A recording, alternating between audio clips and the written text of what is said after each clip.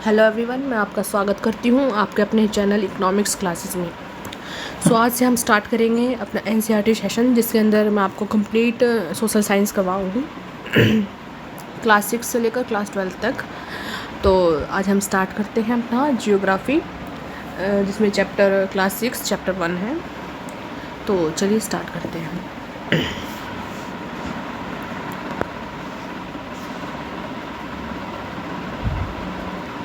देखिए भाई, ये है एनसीईआरटी की बुक आपकी जियोग्राफी। हम शुरू कर रहे हैं आज जियोग्राफी का चैप्टर 1 जो है सौरमंडल में पृथ्वी, आपके चैप्टर का नाम है। एनसीईआरटी करवाने का मेरा मकसद ये है कि भी ये सभी एग्ज़ाम्स में यूज़फुल होती, चाहे वो सीटेट हो, केवीएस हो, डीएसएसबी हो, जिसकी भी मतलब जो सब्जेक्ट है ना social science, TGT social science है, उसके लिए मतलब अच्छा मतलब आपका बेस तैयार होगा इसके लिए। और जो स्टूडेंट्स हैं, जो स्कूल गोइंग स्टूडेंट्स हैं, उनके लिए भी एनसीईआरटी इम्पोर्टेंट है। अगर इसमें जो क्वेश्चंस हैं, प्रैक्टिस सेशन है, लास्ट में एक्सरसाइज गिवन है, उसके सॉल्यूशन भी आपको इस वीडियो में मिलेंगे। अगर आपको वीडियो अच्छी लगती है तो लाइक शेयर सब्सक्राइब जरूर से करें। ओके, चलिए स्टार्ट करते हैं।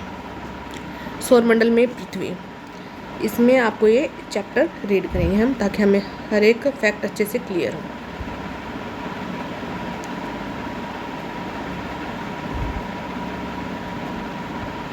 सूर्यास्त के बाद आकाश को देखना कितना अच्छा लगता है। आसमान में एक दो चमकते बिंदु होते हैं, बाद में धीरे धीरे इनकी संख्या बढ़ती जाती है। छोटी छोटी वस्तुएं हैं, चमकदार होती हैं, कुछ चमकीली ज़्यादा होती हैं, कुछ धुंधली सी प्रतीत होती हैं, कुछ टिमटिमाते हैं और ऐसा लगता है कि आकाश में हीरे हों, मतलब ऐसे इनकी टिमटिमाहट चंद्रमा के समान होती है। जो ये इंपॉर्टेंट चीज़ें हम वही करेंगे, जैसे पूर्णिमा क्या एक महीने में एक बार देख सकते हैं हम पूर्ण चांद, यानी कि कंप्लीट राउंड जो होगा ना मून, उस रात को हम पूर्णिमा कहते हैं। पूर्णिमा के बाद धीरे धीरे फिर 15 दिन के बाद एक नए चंद्रमा की होती है, तो अमावस्या। खगोलीय पिंड किसे कहते हैं? सूर्य, चंद्रमा और वे सभी वस्तुएं जो रात के समय आसमान में चमकती हैं, उन सभी चीज़ों को खगोलीय पिंड कहते हैं।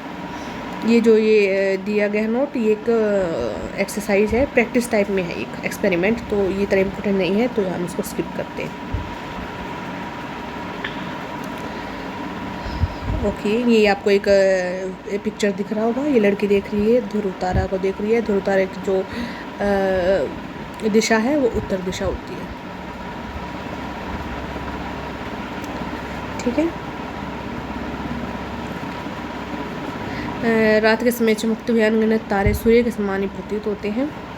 इसमें ये क्या बता रहा है कि नक्षत्र मंडल के बारे में बता रहा है कि रात्रि में आसमान को देखते समय आप तारों के विभिन्न समूह द्वारा बनाई गई आकृतियों को देखते हैं। तो वो आकृति, तारों की जो आकृति है, उसको क्या कहते हैं? नक्षत्र मंडल कहते हैं।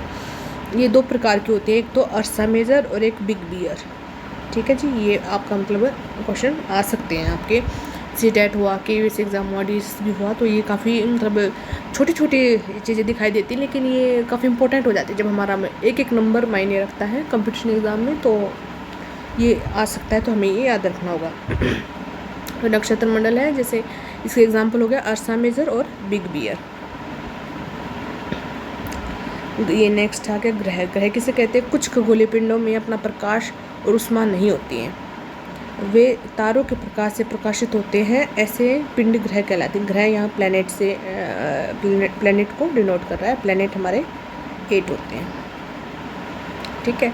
प्लैनेट्स की खुद की लाइट और हीट नहीं होती हैं, ये यहाँ बताया गया।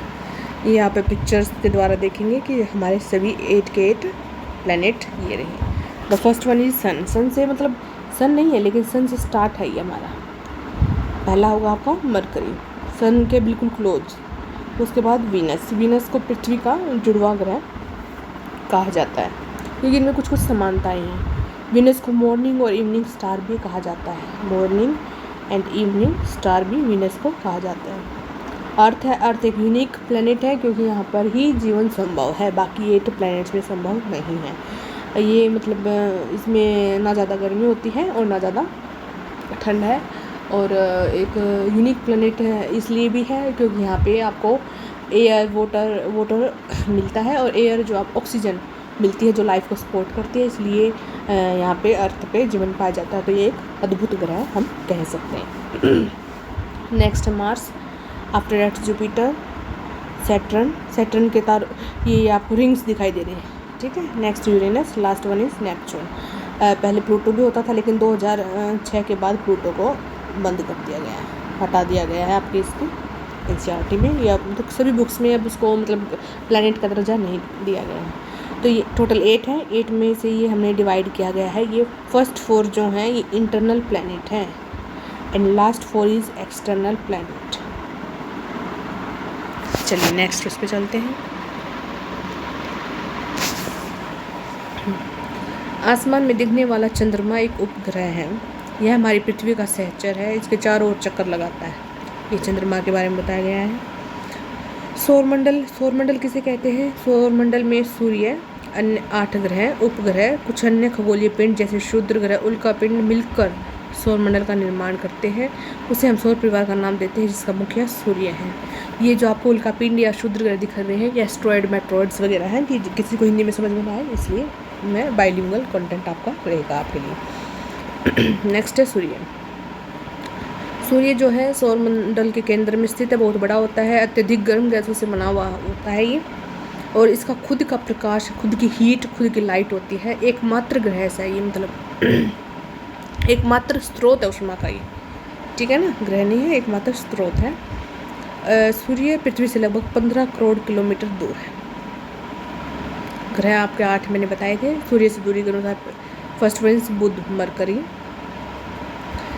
शुक्र, वीनस, नेक्स्ट इज अर्थ, पृथ्वी, मंगल, मार्स, ये बृहस्पति, जुपिटर, सैटर्न, शनि, यूरेनस एंड नेपच्यून। ये हिंदी इंग्लिश में तो सेम ही रहेगा। तो ये आपके डिस्टेंस के अनुसार फर्स्ट, मतलब सूर्य के बाद फर्स्ट आपका ये है मरकरी, वीनस, फिर 3rd नंबर पे अर्थ, ऐसे ऐसे मतलब आपको दूरी के अनुसार बताया गया है कि सीरीज ये भी आपको याद रखनी है। इसके लिए एक शॉर्टकट गिवन है, my very efficient mother is just served S nuts. ये एक गिवन है शॉर्टकट, बाकी आप अपने अनुसार भी आप बना सकते हैं।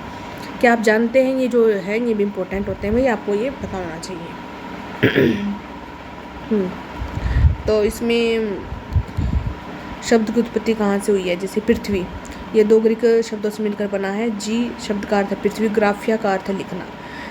तो इस संबंध में ये आपको देखिए, मैं थोड़ा बड़ा कर देती हूँ, ये देखिए, जियोलॉजिया पृथ्वी का अध्ययन, जियोमेट्रिया पृथ्वी का मापन, जियोइड पृथ्वी के आकार के अनुसार आकार, पृथ्वी का आकार बताया।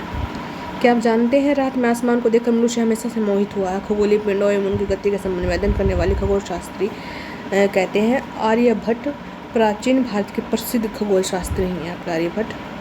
उन्होंने कहा था कि सभी ग्रह तथा चंद्रमा परावर्तित सूर्य प्रकाश के कारण चमकते हैं। आज विश्व के सभी भागों में खगोलविद ब्रह्मांड के रहस्यों को जानने में लगे हुए हैं। अभी ये तो है, रिसर्च दिन प्रतिदिन इनोवेशंस होती रहती हैं। नेक्स्ट आपका